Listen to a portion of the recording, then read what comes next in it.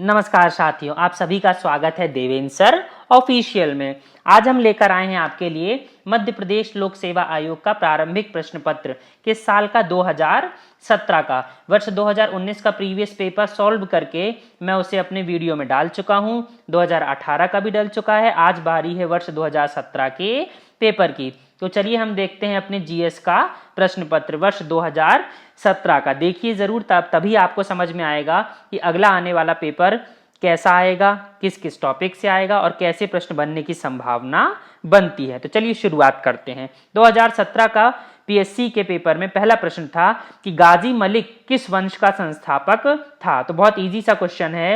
इसका आंसर आएगा ए, तुगलक वंश का जो संस्थापक था वो था गाजी मलिक। अगला प्रश्न देखिए, भारतीय पुरातत्व का जनक किसे कहा जाता है। तो ये भी बहुत इजी सा क्वेश्चन है। ए आंसर है, अलेक्जेंडर कनिंघम को भारतीय पुरातत्व का जनक कहा जाता है, इसकी संज्ञा दी जाती है। ये भी बहुत इजी सा क्वेश्चन है कि राम मोहन राय को राजा की उपाधि से किसने विभूषित किया था। तो डी इसका आंसर आएगा, अकबर द्वितीय के द्वारा राम मोहन राय को राजा राम मोहन राय क्या है कि उपाधि दी गई। अगले प्रश्न की तरफ हम चलते हैं। अगला प्रश्न है, 1909 का अधिनियम संबंधित है। इट मींस 1909 के अधिनियम में कौन से प्रावधान थे। तो जो सबसे महत्वपूर्ण था 1909 के अधिनियम में, आपको पता होगा, पृथक मताधिकार क्षेत्र का अधिकार। इसी के कुछ साल पहले ही क्या है, मुस्लिम लीग की स्थापना की गई थी। इसीलिए इस बांटो और फूट डालो की शासन की नीति के तहत अंग्रेजों ने इस 1909 के अधिनियम में पृथक मताधिकार का क्षेत्र लागू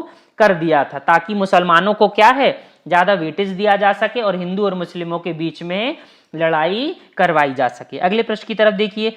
अगला प्रश्न था हमारे पास कि सन 1194 के चंदावर के युद्ध में मोहम्मद गौरी ने किसे हराया था। बहुत महत्वपूर्ण है, ये टर्निंग पॉइंट के रूप में देखा जाता है। सन 1194 का चंदावर का युद्ध आपको पता होगा, इसका आंसर आएगा जयचंद, है ना। एक बार हार चुका था गौरी, बाद में दोबारा आया, लेकिन अब फिर उसने क्या जयचंद को हरा दिया चंदावर के युद्ध में। अगला प्रश्न देखिए, दिल्ली सल्तनत के किस वंश ने सबसे कम समय तक शासन किया था। तो ये मध्यकाल से संबंधित प्रश्न है। देखिए यहां पर आपका आंसर आएगा छठवें में ए, खिलजी वंश ने। खिलजी वंश का आपको संस्था पता है, सिर्फ क्या था 1290 से लेकर 1320 तक, तो सिर्फ 30 साल का ही इसमें टाइम ड्यूरेशन आता है, इसलिए ये सबसे कम समय है। अगला देखिए, अगला प्रश्न है हमारे पास कि लॉर्ड डफरिन के वायसराय के काल की एक महत्वपूर्ण घटना कौन सी थी। भाई सबसे महत्वपूर्ण घटना, आपको बहुत इजी सा क्वेश्चन है यहाँ पर, लॉर्ड जो वायसराय की जो सीरीज है उससे प्रश्न आते हैं। 7वें नंबर का आंसर आएगा, आपको पता है सी, सन 1885 में, दिसंबर सन 1885 में भारतीय राष्ट्रीय कांग्रेस की स्थापना की गई थी ए.ओ. ह्यूम के द्वारा, और ये लॉर्ड डफरिन के समय पर की गई थी। तो ये सेफ्टी वॉल्व का सिद्धांत है ना, मेनली इस सिद्धांत के तहत लॉर्ड डफरिन कहते थे कि मैंने कांग्रेस की स्थापना करवाई है। अगला प्रश्न देखिए, इनमें से कौन सबसे कम आयु में भारतीय राष्ट्रीय कांग्रेस का अध्यक्ष बनने वाला व्यक्ति था। देखिए ये भी इतिहास से संबंधित प्रश्न, ये भी बहुत इजी सा क्वेश्चन था। 8वें नंबर का आपका आंसर आएगा क्या, अबुल कलाम आजाद, भारत के पहले शिक्षा मंत्री यही बने थे। तो यही थे Abul Kalam Azad. It means answer क्या है, बी। अगला प्रश्न है हमारे पास, भारत में नियमित एवं वैज्ञानिक ढंग से जनगणना किस वर्ष से प्रारंभ हुई थी। तो 9वें का आंसर आएगा हमारा 1881। इट मीन सी इसका आंसर। ये भी स्टैटिक की क्वेश्चन था हमारे पास।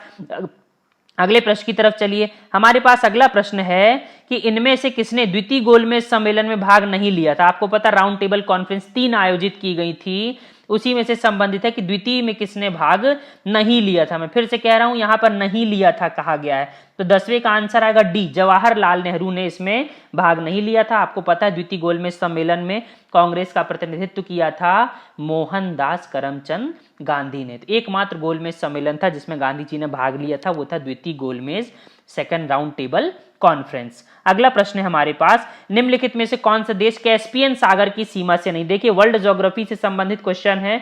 मैं हमेशा कहता हूं कि आप मैप से दोस्ती करिए, बीच बीच में देखते रहिए, ये उसी से संबंधित प्रश्न है। तो 11वें नंबर का आंसर आएगा सी, इराक का कोई संबंध नहीं है किससे, कैस्पियन सागर से। अगला प्रश्न देखिए, अगला प्रश्न है कि कयाल क्या है। बहुत सारे बच्चे उस समय गलत करके आए थे, मुझे याद है। इसका आंसर आएगा केरल के लेगून है। ये बहुत इजी सा क्वेश्चन था, लेकिन बच्चों ने पढ़ा नहीं था तो टिक भी कैसे मारते। यही समस्या होती है। तो 12वीं का आंसर आएगा डी, केरल के लेगून। अगले प्रश्न की तरफ चलते हैं। देखिए, निम्नलिखित में से कौन सा युग्म सही सुमेलित नहीं है? फिर से मैं कह रहा हूं, सुमेलित नहीं है। 13वें का आंसर आना चाहिए सी, है ना। इंसेलबर्ग का मतलब हिमनद नहीं है, ये इससे संबंध। कैनियन नदी क्या है? कैनियन बनाती है, वायु से जीवजन बनता है, हिमनद मोरेन है, और यहाँ पर इंसेनबर्ग का हिमनद से कोई भी किसी प्रकार का संबंध नहीं है। अगला प्रश्न देखिए, स्ट्राम्बोली है एक, अब देखिए ज्वालामुखी की बात की जा रही है। आपको पता बहुत फेमस ज्वालामुखी है स्ट्राम्बोली ज्वालामुखी। ये क्या है? एक एक्टिव वोल्केनो। इसका आंसर आएगा बी, जागृत ज्वालामुखी। बीच बीच में फटता ही रहता है स्ट्राम्बोली ज्वालामुखी। आप देख सकते हैं, जब आप क्या है वर्ल्ड मीडिया का कोई चैनल खोलेंगे तो बीच बीच में आपको इसकी पिक्चर्स भी देखने को मिल जाती है स्ट्राम्बोली वोल्केनो की। अगला प्रश्न देखिए, निम्नलिखित या जल प्रदूषण निवारक तथा नियंत्रण अधिनियम किस वर्ष लागू किया गया था? इसका आंसर आएगा बी, 1974। अगले प्रश्न की तरफ हम चलते हैं। वर्ष 2011 की जनगणना के अनुसार भारत में जनघनत्व कितना है? अब देखिए यहाँ पे क्या पूछा जा रहा है, डेंसिटी पूछी जा रही, जनसंख्या से संबंधित प्रश्न है। 1 से 2 प्रश्न तो जरूर आते हैं पीएससी में, खास तौर से मध्य प्रदेश लोक सेवा आयोग में, इसलिए एक प्रश्न यहाँ पे सीधा सीधा पूछा गया था। तो आपको पता है भारत का जो फाइनल जो डेटा आया था उसके तहत भारत का जनसंख्या घनत्व आया था सी, 382 पर्सन्स पर स्क्वायर किलोमीटर, मतलब 1 वर्ग किलोमीटर में 382 व्यक्ति रहते हैं भारत देश में। अगले प्रश्न की तरफ चलिए। अगला प्रश्न था हमारे पास कि निम्नलिखित में से कौन सा सही युग्म सुमेलित नहीं है? तो देखिए यहाँ पर दर्रे बताए गए हैं, है ना। यहाँ पे पासेस के बारे में कहा गया है। उत्तराखंड का दर्रा मैं आपको बता चुका हूं अभी। नीति माना लिपुलेख, 3 दर्रे उत्तराखंड में आते हैं, तो ये तो बिल्कुल सही हो गया। हमें चाहिए कौन सा नहीं है, तो 17वें का आंसर आने वाला है बी, नाथुला दर्रा। आपको पता है नाथुला दर्रा कहाँ पर है? अरुणाचल प्रदेश में नहीं पड़ता है। तो बहुत महत्वपूर्ण प्रश्न हो जाता है ये, आप भूलिएगा मत। केरल में पालघाट पड़ता है, रोहतांग दर्रा कहाँ पर? हिमाचल प्रदेश में पड़ता है। नाथुला दर्रा का संबंध अरुणाचल प्रदेश से नहीं है। अगले प्रश्न की तरफ हम चलते हैं। अगला प्रश्न है हमारे पास, संप्राय मैदान किससे संबंधित हैं? ये भी महत्वपूर्ण प्रश्न था, बच्चे गलत करके आ गए थे। ज्योग्राफी का प्रश्न था, इसमें आंसर आएगा डी, नदी से संबंधित होता है संप्राय का मैदान, नदी के द्वारा निर्मित मैदान। अगला प्रश्न देखिए, ज्योग्राफी से संबंधित है, जनजाति से। टोडा जनजाति का मूल निवास स्थान कौन सा? जनजातियों के विषय में विशेष पूछा जाता है। वर्ल्ड की जनजातियां भी पूछी जाती हैं, राज्य की भी पूछी जाती है, और देश की भी, भारत देश की भी पूछी जाती है। तो जनजाति आप क्या है याद कर लीजिएगा, छोड़िएगा मत, नहीं तो आप चूक जाएंगे अपना पेपर निकालने से। इसका आंसर आएगा क्या? सी, नीलगिरी की पहाड़ियों में टोडा जनजाति विशेषतः रहती है। अगला प्रश्न है हमारे पास, रास तनुरा तेल शोधनशाला कहां पर है? तो रास तनुरा के नाम से आप बहुत क्या है फेमस है, आपको पता है बहुत बड़ी तेल मिल है ये। रास तनुरा तेल शोधन है कहां पर? सी, सऊदी अरब में। अगले प्रश्न की तरफ चलिए।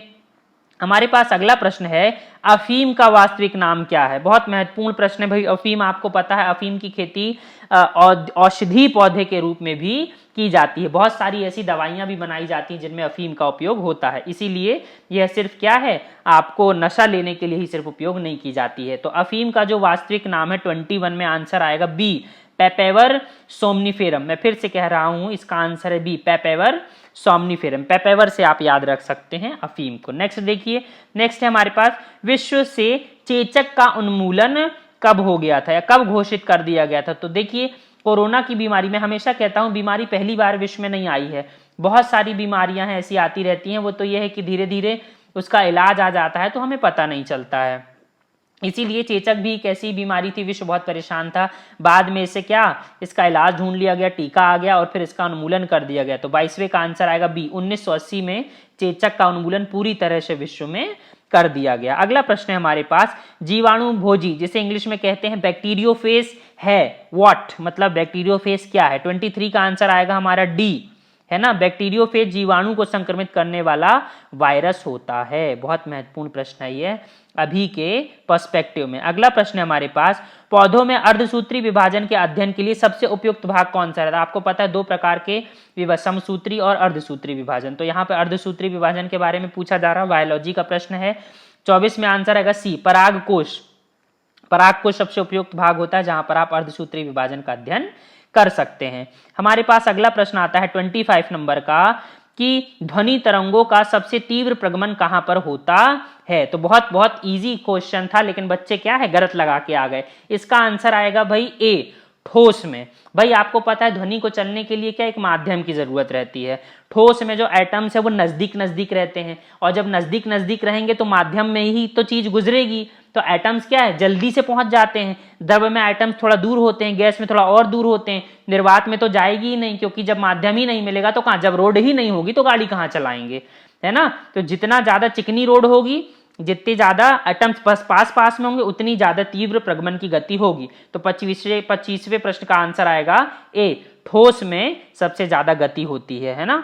बेसिक सा कॉन्सेप्ट था लेकिन फिर भी बच्चों ने गलत कर दिया था। अगला प्रश्न देखिए, मनुष्य की आंख में किसी भी वस्तु का प्रतिबिंब कहां पर बनता है। इजी क्वेश्चन है, आपको पता है रेटिना पर, डी आएगा इसका आंसर, दृष्टि पटल पर प्रतिबिंब का अंकन होता है। नेक्स्ट प्रश्न है हमारे पास कि मानव में गुर्दे निम्नलिखित में से किस प्रणाली के अंग हैं। गुर्दा मतलब किडनी, है ना। 27 का हमारे पास आंसर आएगा सी, एक्सक्रिएशन, जो बाहर निकलती हैं चीजें उससे संबंधित होता है ये किडनी या गुर्दा। अगला प्रश्न है हमारे पास 28 नंबर का कि निम्नलिखित में से कौन सा रोग प्रोटोजोआ के द्वारा होता है। तो प्रोटोजोआ के द्वारा होता है, 28 नंबर का आंसर आएगा क्या, आपको पता है मलेरिया, है ना। मादा एनाफिलीज मच्छर के द्वारा यह प्रवाहित किया जाता है और मलेरिया हो जाता है। नेक्स्ट प्रश्न है हमारे पास 29 नंबर का, संवहन द्वारा ऊष्मा का स्थानांतरण हो सकता है। महत्वपूर्ण है, मैं फिर से कह रहा हूं, संवहन द्वारा ऊष्मा का स्थानांतरण हो सकता है। तो 29 का आंसर आएगा सी, गैस एवं द्रव्य में, है ना। तो महत्वपूर्ण हो जाता है। अगला प्रश्न है हमारे पास, निम्नलिखित में से कौन सा युग्म सही सुमेलित नहीं है। इट मीन्स यहाँ पे पूछा जा रहा है किसने किसकी क्या है इन्वेंशन किया था, किसने किसके बारे में बताया था। तो ये भी पूछ लिया जाता है, याद रखिएगा, इनका साइंटिफिक नेम भी पूछ लिया जाता है और किसने इसकी उत्पत्ति की थी, किसने इसके बारे में बताया था, ये भी पूछा जाता है। तो 30वें का आंसर आएगा इसका लास्ट वाला D, Paul Müller, vitamin D, Paul Müller, ये क्या है सही सुमेलित नहीं है, बाकी सही सुमेलित है। अगला प्रश्न देखिए हमारे पास कौन सा 31 नंबर का प्रश्न यहाँ पर हमारे पास ये आ रहा है कि लेंस की शक्ति मापी जाती है। बहुत इजी सा क्वेश्चन है, आपको पता होगा, ए, डायोप्टर के द्वारा लेंस की शक्ति नापी जाती है। अगला प्रश्न है हमारे पास, निम्नलिखित में से किसे एक स्नेहक लुब्रिकेंट के रूप में प्रयोग किया जाता है। तो भाई 32 का आंसर आएगा हमारे पास क्या, बी, ग्रेफाइड को हम स्नेहक के रूप में प्रयोग करते हैं। पता है आपको, बहुत हॉट फेवरेट क्वेश्चन है, कई बार आता है। देखिए ये भी आपको पता होगा, हास गैस, लाफिंग गैस किसे कहते हैं। तो 33 का आंसर आने वाला बी, नाइट्रस ऑक्साइड होती है हमारी लाफिंग गैस। भूलिएगा मत, बहुत बच्चे कंफ्यूज हो जाते हैं, मैं फिर से रिपीट कर रहा हूं, नाइट्रस ऑक्साइड, बी इसका आंसर आएगा। अगले प्रश्न की तरफ हम चलते हैं 34 नंबर के, यहाँ पे तड़ित अर्थात बिजली चमकने से वृक्ष में आग लग सकती है क्योंकि इसमें अत्यधिक मात्रा में क्या होता है। बहुत इजी क्वेश्चन है। 34 नंबर में आएगा क्या, इलेक्ट्रिक एनर्जी होती है, आपको दिखती है इलेक्ट्रिक एनर्जी, तभी तो क्या है एकदम से आग लग सकती है। तो बी इसका आंसर आएगा, बिजली चमकने से। नेक्स्ट देखिए, जम्मू कश्मीर की एक 8 वर्षीय तजामुल इस्लाम किस खेल से, बिल्कुल सीधा सीधा करंट से क्वेश्चन उठाया गया, करंट प्लस स्पोर्ट से संबंधित है। तो आप देखिए 35 नंबर का आंसर आएगा बी, किक बॉक्सिंग से। बिल्कुल बहुत फेमस थी, इनकी फोटो भी काफी आई थी, मुझे याद है आज भी पेपर में बार बार, और इसीलिए इनसे क्वेश्चन भी सीधा सीधा बन गया। तो किससे संबंधित थी ये, 35 का आंसर बी था हमारा, किक बॉक्सिंग से संबंधित थी। अगला प्रश्न है, निम्नलिखित में से कौन सा मध्य प्रदेश का हॉकी खिलाड़ी था। देख लीजिए आप, यहां पर भी आता हॉकी खिलाड़ी, है ना। आपको पता बहुत सारे लोगों की मृत्यु होती रहती है, उसके बारे में आपको बताता रहता हूं। अभी एक शख्सियत थे लेटेस्ट में, मैंने आपको डेली करंट अफेयर में बताया था, 3 बार हॉकी के चैंपियन थे, मतलब गोल्ड मेडल टीम के खिलाड़ी थे, एक बार कैप्टन भी थे। अगर आपको याद हो तो उसका नाम कमेंट बॉक्स में जरूर लिखिएगा, है ना। चलिए 36 का देखते हैं हम आंसर, निम्नलिखित में से कौन मध्य प्रदेश का हॉकी खिलाड़ी नहीं था। तो 36वें में आंसर आ रहा है हमारा ए, समीर दाद, मध्य प्रदेश से संबंधित नहीं है। हमारे पास अगला प्रश्न है 37 नंबर का कि पारसी क्लब की स्थापना से किस खेल की परंपरा प्रारंभ हुई है। बहुत इजी क्वेश्चन है, मध्य प्रदेश के लिए आपको पता है क्रिकेट से संबंधित है भारत में पारसी क्लब। अगला प्रश्न है हमारे पास, देखिए फिर से रूप सिंह स्टेडियम वाला आपको दोबारा क्वेश्चन मिल गया है, इसके पहले भी आपको मिला था और ये दोबारा मिल गया है आपको प्रश्न, रूप सिंह स्टेडियम। तो रूप सिंह स्टेडियम कहां पर स्थित है, बहुत इजी सा प्रश्न है, 38 नंबर में, एक ग्वालियर में, और यहीं से करंट अफेयर बनता है। यहीं पर सचिन तेंदुलकर ने वनडे में पहले 200 वनडे रन, है ना, उसके पहले तक किसी ने कभी 200 रन नहीं बनाए थे ओडीआई क्रिकेट में। सचिन तेंदुलकर ने ग्वालियर के रूप सिंह स्टेडियम में ही 200 रन बनाए थे। तो अपने आप में ऐतिहासिक, इसलिए बार बार पूछा जाता है। अगला प्रश्न देखिए, अमिताभ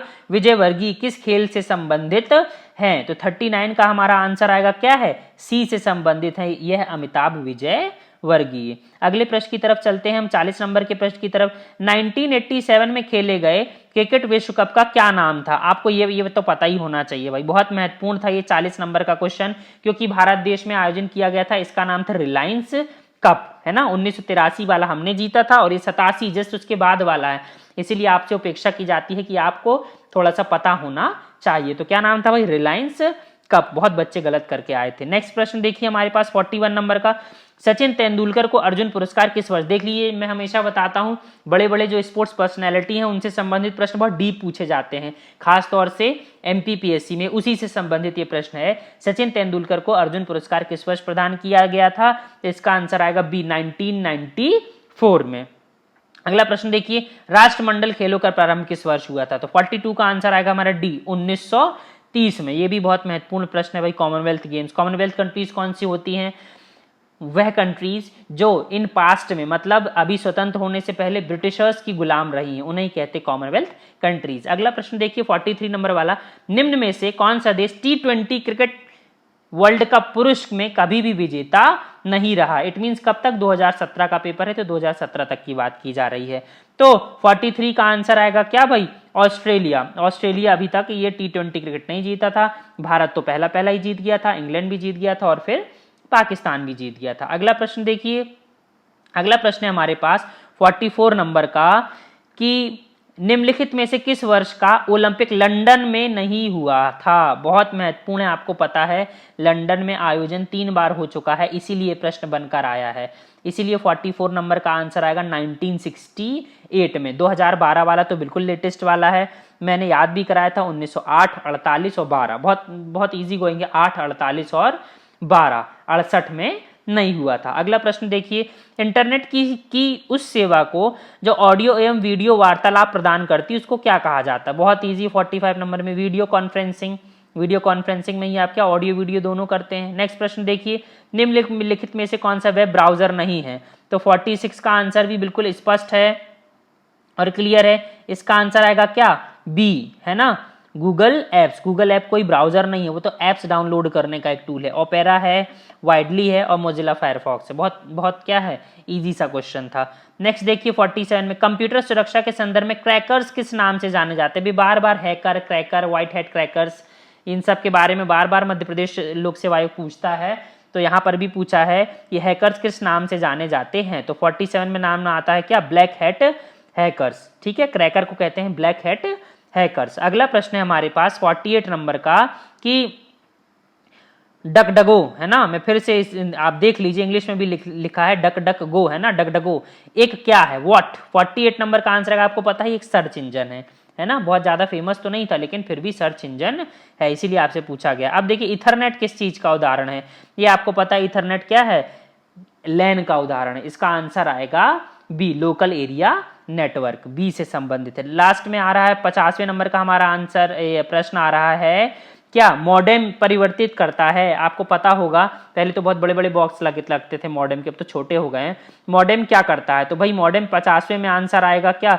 एनालॉग सिग्नलों को डिजिटल सिग्नलों में, डिजिटल को, जी हाँ, इसका आंसर आएगा सी, ए और बी दोनों कार्य करता है मॉडेम। तो बहुत महत्वपूर्ण हो जाता है हमारा मॉडेम। क्या करता है? एनालॉग को डिजिटल में, डिजिटल को एनालॉग में। तब तो भाई रिसीविंग भी करता है और फिर क्या, उस तरफ मतलब अपलोडिंग भी करता है। अगला प्रश्न देखिए 51 नंबर वाला। 51 में हमारा प्रश्न है कि निम्नलिखित में से किस अधिनियम के द्वारा संवैधानिक निरंकुशता का सिद्धांत प्रवृत्त किया गया था? हाँ, मैं फिर से रिपीट कर रहा हूं, संवैधानिक निरंकुशता का सिद्धांत प्रवृत्त किया गया था किस अधिनियम के द्वारा? तो बहुत बहुत इंपॉर्टेंट था भाई, किसके द्वारा? सन 1935 का भारत सरकार अधिनियम के द्वारा। यहीं पर बता दिया गया था कि जो 1935 जो बहुत बड़ा कानून बना था, यह अधिनियम, बहुत सारे करीबन 250 के आसपास इसमें अनुच्छेद थे। इसी के आधार पर अब देश का क्या है, नीति निर्धारण या देश को चलाया जाएगा। तो बहुत महत्वपूर्ण है ये 1935 का। आपको ये भी पता होगा कि हमारे भारतीय संविधान के नवंबर सन 1949 में 26 नवंबर 1949 प्रवृत्त होने के बाद भी 250 लगभग 200 से ज़्यादा अनुच्छेदों को हमने इस 1935 के अधिनियम से ही उठाया था। इसीलिए आज भी हमारे लिए बहुत महत्वपूर्ण अधिनियम है 1935 का भारत सरकार अधिनियम। अगले प्रश्न की तरफ चलते हैं। अगला प्रश्न है हमारे पास 52 नंबर का कि www का आविष्कार, वर्ल्ड वाइड वेब का आविष्कार किसने किया था? स्टैटिक क्वेश्चन है, बहुत इजी, आपको पता है बी, टिम बर्नर्स ली के द्वारा www का आविष्कार किया गया था। नेक्स्ट प्रश्न है हमारे पास कि किस बल्लेबाज के द्वारा क्रिकेट की गेंद को मारने पर गेंद, या यहाँ पे लिखा हो किसी बल्लेबाज के द्वारा क्रिकेट की गेंद को मारने पर गेंद समतल जमीन पर लुढ़कती रहती है, पर कुछ दूर लुढ़कने के पश्चात गेंद क्या ऑटोमेटिक रुक जाती है? गेंद रुकने के लिए धीमी होती है। क्यों धीमी होती है? देखिए विज्ञान से संबंधित प्रश्न है, तो क्रिकेट जबरदस्ती इसमें डाल दिया गया है। तो 53 का आंसर आएगा, आपको पता है सी, गेंद की गति की दिशा के विपरीत एक बल कार्य कर रहा होता है। आपको पता है हमेशा क्या है, क्रिया बराबर प्रतिक्रिया, न्यूटन के जो लॉ के नियम है उसी से संबंधित ये प्रश्न आ रहा है कि भाई क्या घर्षण की वजह से नीचे जब बॉल लगती हुई जाती है तो घर्षण होता है, और घर्षण क्या करती है, तो एक बल, विपरीत बल का कार्य करता है, इसी वजह से गेंद रुक जाती है। तो सी इसका आंसर आएगा, क्रिया बराबर प्रतिक्रिया। अगला प्रश्न देखिए 54 नंबर का, यहाँ पर लिखा है मांडू में स्थित जंतर मंतर का निर्माण निम्न में से किस शासक के द्वारा करवाया गया? आपको पता है जंतर मंतर है ना, तो ये क्वेश्चन क्या कर दिया गया था, डिलीट कर दिया गया था, इसीलिए हम इस पे बात नहीं करेंगे। अगला प्रश्न है हमारे पास 55 नंबर का, आइन उल मुल्क मुल्तानी ने इनमें से किस शासक के अधीन सेवा नहीं की थी? मैं फिर से कह रहा, आइन उल मुल्क मुल्तानी ने किस शासन के अधीन सेवा नहीं करी थी? तो आपको शासकों के बारे में डिटेल पता होने, साथ में मुल्तानी भी। 55 नंबर का आंसर आएगा इल्तुतमिश। इल्तुतमिश का यहाँ पर कोई भी संबंध नहीं था। आप देख सकते हैं यहाँ पे तुगलक और खिलजी वंश साथ में है। इल्तुतमिश क्या है, बिल्कुल स्टार्टिंग में आ रहा है, रजिया सुल्तान के पहले आ रहा है, इसीलिए इसका यहाँ से कोई संबंध नहीं है। बाकी तीनों शासक क्या हैं, साथ साथ में हैं, उनकी जो टाइम ड्यूरेशन है वो साथ में, तो तुक्का ऐसे आप लगा सकते हैं, मैं बताना ये चाह रहा था। अगला प्रश्न है 56 का, निम्नलिखित में से कौन सा युग्म सही सुमेलित नहीं है? तो ये भी बिल्कुल करंट से संबंधित है। यहाँ पर आपको क्या, जो देश के हेड है उनके बारे में जानकारी पूछी गई है। 56 नंबर का आंसर आएगा क्या है, आपको देखिए एंजेला मर्केल। एंजेला मर्केल कहाँ से आती हैं, जर्मनी से, ना कि आइवरी डी कोस्टे से। तो डी जो है वो सही सुमेलित नहीं है। एंजेला मर्केल चांसलर है जर्मनी की, ना कि आइवरी कोस्ट की। अगला प्रश्न है 57 नंबर का, निम्नलिखित में से कौन सी पर्वत श्रृंखला भारत में केवल एक राज्य में फैली है? तो ये बहुत महत्वपूर्ण प्रश्न है, मैप से संबंधित प्रश्न है। अगर आप मैप देखते होंगे तो बहुत इजीली आप क्या है, तुक्का लगा देंगे। आपको यहाँ साफ दिख रहा होगा, 57 का आंसर आएगा अजंता, है ना। अरावली पर्वतमाला आपको पता गुजरात से लेकर कहाँ तक जाती है, दिल्ली, जो यहाँ पर राष्ट्रपति भवन बना हुआ है, अरावली हिल्स, है ना, वहां तक जाती। सतपुड़ा आपको पता है गुजरात से लेकर पूरा मध्य प्रदेश और छत्तीसगढ़ और कुछ भाग उत्तर प्रदेश में भी थोड़ा सा टच होता है, ठीक है। सह्याद्री जो पश्चिमी घाट है उसे ही सह्याद्री के नाम से जाना जाता है, तो बहुत सारे राज्यों में है। तो यहाँ पे एक ही बची, कौन सी, अजंता की गुफाएं। अगला प्रश्न देखिए, अगला है हमारे पास कि राष्ट्रीय मानवाधिकार आयोग के अध्यक्ष का कार्यकाल कितने वर्षों का होता है? तो 58 नंबर का हमारे पास आंसर आ रहा है 5 वर्ष का होता है। निम्नलिखित में से वह नेता कौन था जिसने भारत में मजदूर आंदोलन को संगठित किया था? ये बहुत महत्वपूर्ण प्रश्न था बच्चे, मुझे याद है अधिकतर गलत करके आए थे। 59 नंबर का आंसर आएगा हमारे पास सी, NM लोखंडी। मैं फिर रिपीट कर रहा हूं, भारत देश का वह प्रथम नेता जिसने मजदूर आंदोलन को संगठित किया था वो था NM लोखंडी। अगला प्रश्न देखिए, जो रूट किस खेल से संबंधित है? बहुत इजी क्वेश्चन है क्रिकेट प्रेमियों के लिए।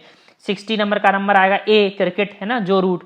अगला प्रश्न देखिए, प्रधानमंत्री नरेंद्र मोदी जैकब जुमा से जुलाई 2016 में मिले थे, जो कहां के राष्ट्रपति थे? तो 61 नंबर का आंसर आएगा हमारा डी, दक्षिण अफ्रीका के राष्ट्रपति थे उस समय पर जैकब जुमा। अगला प्रश्न देखिए हमारे पास है, फुटबॉल के मोहन बागान, ये देखिए बहुत पुराना क्लब है भारत देश का, मोहन बागान सबसे प्रतिष्ठित क्लब है फुटबॉल का। मोहन बागान क्लब की स्थापना किस वर्ष में हुई थी? तो ये 62 नंबर में हमारा आंसर आएगा सी, 8089 में। याद रखिएगा, देखिए भाई 8085 में हुई थी कांग्रेस की स्थापना, और जस्ट 4 साल के बाद मोहन बागान की स्थापना 8089 में कर दी गई थी। मैंने भी ऐसे ही याद किया था। अगला प्रश्न देखिए भाई, 2016 में निम्नलिखित में से किस देश में पहली बार महिला राष्ट्रपति बनी थी? तो 63 में आएगा ताइवान में पहली महिला राष्ट्रपति बनी थी। करंट अफेयर से संबंधित प्रश्न था। देखिए घुमा के प्रश्न पूछ लिए जाते हैं। 2016 के फ्रेंच ओपन का पुरुष एकल का खिताब किसने जीता था? अभी टेनिस से संबंधित है, चारों आपको पता होना चाहिए कौन कौन जीता कौन कौन हारा, खास तौर से एक पुरुष वाला और महिला वाला एकल सिंगल है ना, सिंगल्स वाला तो पता होना ही चाहिए। तो 64 का आंसर आएगा, उस समय पर नोवाक जोकोविच जीते थे। अगला प्रश्न देखिए 65 नंबर का अगला प्रश्न है, मनोहर आइच को पॉकेट हरकुलिस कहा जाता था। देखिए बहुत अच्छा क्वेश्चन लगा था मुझे, मनोहर आइच को पॉकेट हरकुलिस कहा जाता था, वे क्या थे? तो 65 में अगर आपको पता होगा बॉडी बिल्डर थे, इन्हें पॉकेट हरकुलिस के नाम से जाना जाता था। हमारे पास अगला प्रश्न है 66 नंबर का,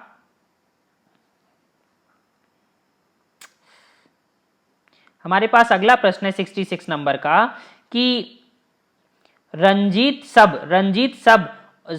सबवन और बहादुर सबवन क्या है? तो ये बहुत इजी क्वेश्चन था, ये अगर आपने पढ़ा होगा तो इजी था, नहीं तो इतना इजी नहीं था। इसका क्वेश्चन आएगा सी, धान की दो नई किस्में, है ना भाई, तो बहुत महत्वपूर्ण था ये धान की दो नई किस्में, ये बताने के लिए कि क्या रंजीत सब 1 और रंजीत सब 2 धान की दो नई किस्में। अगले प्रश्न की तरफ हम चलते हैं। अगला प्रश्न है हमारे पास कि मई 2016 में रोड्रिगो डुटेर्टे किस देश के राष्ट्रपति निर्वाचित हुए थे? तो 67 नंबर का हमारे पास आंसर आ रहा है, बताइए क्या आएगा? इसका आंसर आएगा डी, फिलीपींस के राष्ट्रपति बने थे ड्यूटेर्टे। अगला प्रश्न है हमारे पास 68 नंबर का कि 27 मई 2016 को ममता बनर्जी को पश्चिम बंगाल की मुख्यमंत्री पद की शपथ किसने दिलवाई थी? मतलब पश्चिम बंगाल के राज्यपाल के बारे में पूछा जा रहा है। 68 नंबर का हमारे पास आंसर आएगा बी, है ना, केसरीनाथ त्रिपाठी उस समय हुआ करते थे पश्चिम बंगाल के राज्यपाल। अगला प्रश्न है हमारे पास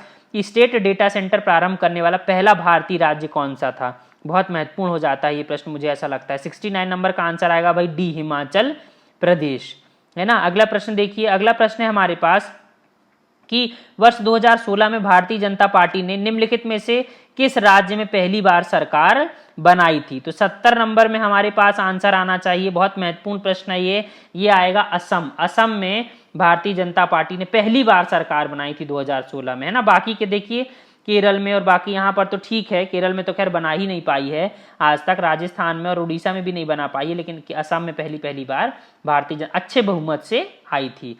अगला प्रश्न देखिए, अगला प्रश्न है हमारे पास, भवानी प्रसाद मिश्र का जन्म किस स्थान से हुआ है? बहुत अच्छा क्वेश्चन था ये, भवानी प्रसाद मिश्र का जन्म हुआ था होशंगाबाद में। अगला प्रश्न है कि सुनील लांबा क्या थे? बहुत अच्छा प्रश्न था ये भी। 72 नंबर का आंसर आएगा आपको सी, भारत के 23वें नौसेना प्रमुख। ये नौसेना प्रमुख है, मैं आपको बार बार रिपीट भी कराता रहता हूं, भारत देश के 3 नौसेना प्रमुख और हमारे पहले CDS कौन भी, जनरल बिपिन रावत। अगला प्रश्न है हमारे पास किस नंबर का? 73 नंबर का कि जून 2016 में इनमें से किन्हें विश्व के सबसे बड़े व्यापारिक संगठन इंटरनेशनल चैम्बर ऑफ कॉमर्स का अध्यक्ष चुना गया? तो देखिए यहाँ पर इंटरनेशनल चैम्बर ऑफ कॉमर्स है ना, भारत का चैम्बर ऑफ कॉमर्स नहीं है, तो याद रखिएगा यहाँ पर इंटरनेशनल चैम्बर ऑफ कॉमर्स का अध्यक्ष बनाया गया था। 73 का आंसर आएगा, उस समय बनाया गया था सुनील भारती मित्तल को, डी इसका आंसर आएगा। बहुत इजी क्वेश्चन है 74 वाला। भारतीय स्टेट बैंक की स्थापना कब हुई थी? तो बी 1955 में इसकी स्थापना की गई थी। अगला प्रश्न है, दिल्ली के पूर्व पुलिस आयुक्त BS बस्सी को 2016 में किस पद पर नियुक्त किया गया था? तो 75 का आंसर आएगा, आपको पता, संघ लोक सेवा UPSC के सदस्य बनाए गए थे। काफी क्रिटिसिज्म भी हुआ था कि BS बस्सी पॉलिटिकल XYZ, है ना, लेकिन अब वो UPSC के सदस्य बना दिए गए थे उस समय पर। अगले प्रश्न की तरफ हम चलते हैं अपने 76 वाले। राष्ट्रपति प्रणब मुखर्जी ने मई 2016 में निम्नलिखित में से किस देश की यात्रा की थी? अभी तो सब वर्चुअल समिट ही हो रही, उस समय पर उन्होंने यात्रा की थी सी, चीन की यात्रा की थी। अगला प्रश्न देखिए, सानिया मिर्जा के मिक्स डबल का पार्टनर इवान डोडिज किस देश से है? तो भाई उस समय पर ये इवान डोडिज मतलब सानिया मिर्जा के जो साथ खेलते थे डबल्स में, उसके सहपाठी थे।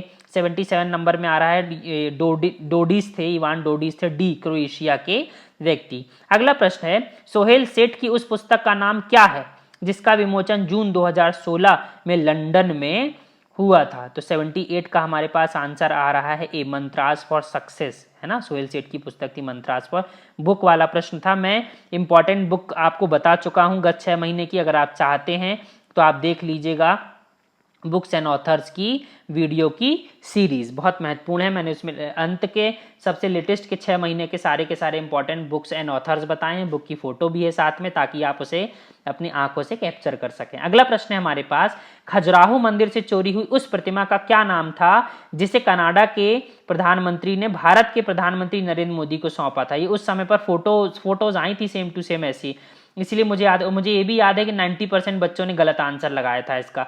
79 का आंसर आया था क्या? D, parrot lady. एक तो पैरेट पैरेट सब में दे दिए थे शब्द, इसीलिए बच्चे कंफ्यूज हो गए थे। तो वहां पे पैरेट लेडी नाम था, है ना? क्या?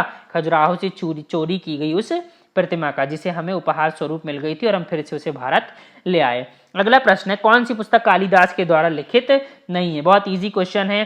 तो उत्तर रामचरित नहीं है, मेघदूतम है, कुमार संभवम है, ऋतु संहारम है।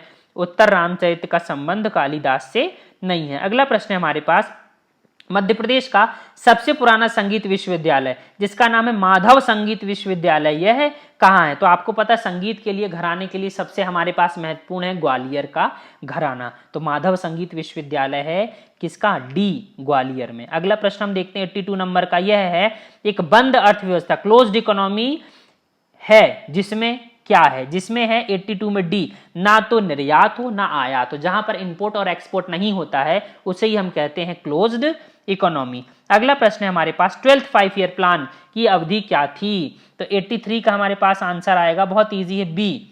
2012 से लेकर 2017 तक ही हमारे पास 12th 5 ईयर प्लान का टाइम ड्यूरेशन। अगला प्रश्न है, इंडिया विजन 2020 किसके द्वारा तैयार किया गया था? बहुत महत्वपूर्ण था ये कि 2020 तक हम क्या है, विकसित देश की तरफ आगे बढ़ेंगे, हालांकि ऐसा हुआ नहीं, है ना? तो 84 का आंसर आएगा हमारे पास ए। एसपी गुप्ता समिति ने इंडिया विजन 2020 की योजना तैयार करी थी। अगला प्रश्न है, निम्नलिखित, देखिए एनवायरमेंट से संबंधित प्रश्न आ गया हमारे पास, निम्नलिखित में से कौन सा सही युग्म सुमेलित नहीं है? जो 85 का आंसर आएगा हमारे पास, कार्बन व्यापार मॉन्ट्रियल प्रोटोकॉल। देखिए पृथ्वी शिखर सम्मेलन 79 में हुआ था, प्रथम पृथ्वी शिखर सम्मेलन एजेंडा 21 के नाम से हम जानते थे, +5 वाला हुआ था 1997 में। कार्बन व्यापार का, कार्बन ट्रेडिंग का मॉन्ट्रियल प्रोटोकॉल से किसी भी प्रकार का कोई भी संबंध नहीं है। अगला प्रश्न हम देखते हैं नंबर 86 का। 86 का हमारे पास प्रश्न है, अंतरराष्ट्रीय मुद्रा कोष IMF के संबंध में निम्नलिखित में से कौन सा कथन सही है? अभी यहां सही कह रहा है। 86 का आंसर आएगा हमारे पास कौन सा? देखिए सी, यह केवल उन्हीं सदस्य देशों को ऋण प्रदान करता है। मतलब यह केवल उन्हीं देशों को ऋण प्रदान करता है जो सदस्य देश होते हैं, जो सदस्य नहीं है उनको पैसे नहीं देता है। 87 नंबर का देखिए, 2016 में हुई भारत और जिम्बाब्वे एक दिवसीय क्रिकेट श्रृंखला में मैन ऑफ द सीरीज किसे घोषित किया गया था? तो एक सीरीज जब कोई बाहर जाते हैं और अगर जीतते हैं तो वो इंपॉर्टेंट हो जाती है। तो 87 नंबर का आंसर मुझे याद है, KL राहुल उस समय पर मैन ऑफ द सीरीज चुने गए थे। अगला प्रश्न है, IPL 9, IPL से कई बार प्रश्न पूछ चुका है मध्य प्रदेश लोक सेवा आयोग। IPL 9 2016 का फाइनल मैच किस स्टेडियम में खेला गया था? देखिए आप स्टेडियम सीधा सीधा पूछ लिया गया है। तो 88 नंबर का आंसर आएगा ए, कर्नाटक के स्टेडियम में, मतलब बेंगलुरु में खेला गया था, है ना? उससे तो कर्नाटक राज्य में आता है। बेंगलुरु क्या है? कर्नाटक की राजधानी है, IT सिटी है, IT हब है इंडिया का, इंडिया की सिलिकॉन वैली भी कहा जाता है उसे। अगला प्रश्न है हमारे पास क्या 89 नंबर का, कि रश्मि रेखा नामक पुस्तक के लेखक कौन थे? तो ये बहुत इजी है 89 का, इसमें आंसर आया था आपको पता, बालकृष्ण शर्मा नवीन, है ना? तो नवीन से रश्मि रेखा, है ना? अगला प्रश्न है हमारे पास 90 नंबर का, चंद्रशेखर आजाद का जन्म मध्य प्रदेश के किस जिले में हुआ था? 90 का आंसर तो बहुत ही इजी है, झाबुआ जिले में आता है हमारा चंद्रशेखर आजाद का संबंध। तो सी इसका आंसर आएगा। अगला प्रश्न है हमारे पास 91 का, निम्नलिखित में से कौन परमार वंश का शासक नहीं है? तो 91 का हमारे पास आंसर था कौन भाई? सी, गांगेय देव का संबंध परमार वंश से नहीं था। अगला प्रश्न है हमारे पास 92 नंबर का, कि धंगदेव किस वंश के शासक थे? तो 92 का आंसर आएगा हमारा, आपको पास है चेचाक भुक्ति के चंदेल, है ना? तो चंदेल राजवंश से संबंध रखते थे कौन? धंगदेव। अगला प्रश्न है हमारे पास 93 नंबर का, हबीब तनवर का जन्म निम्नलिखित में से किस स्थान पर हुआ था? तो 93 का आंसर आएगा रायपुर, रायपुर से संबंधित था हबीब तनवर का। अगला प्रश्न है हमारे पास, SC/ST एक्ट 1989 के अंतर्गत किस धारा में विशेष न्यायालय की व्यवस्था का प्रावधान किया गया था? आपको पता है धारा 14 number A, option number A, section number 14 में इसका संबंध है विशेष न्यायालय का। अगला प्रश्न है हमारे पास 95 नंबर का कि SC ST एक्ट 1989 के अंतर्गत किए गए अपराधों के लिए जांच अधिकारी कितने दिनों में अपनी रिपोर्ट सौंपेगा। तो यहां पर जांच अधिकारी को दिए गए थे कितने दिन, आपको याद होगा 30 दिन। डी इसका आंसर सही आएगा अपनी रिपोर्ट पेश करने के लिए। 96 नंबर का हमारे पास प्रश्न है, निम्नलिखित में से कौन सा ब्राह्मण ग्रंथ ऋग्वेद से संबंधित है। तो यहां पर ऋग्वेद जो पहला वेद है, हमारे पास 4 वेद है, उनमें से पहला वेद है, इससे संबंधित है हमारे पास। 96 का आंसर आएगा ए, ऐत्रेय ब्राह्मण का संबंध है ऋग्वेद से। अगला प्रश्न है हमारे पास जीएसटी पर एक टास्क फोर्स के द्वारा प्रस्तावित किया गया था, जिसके अध्यक्ष कौन थे।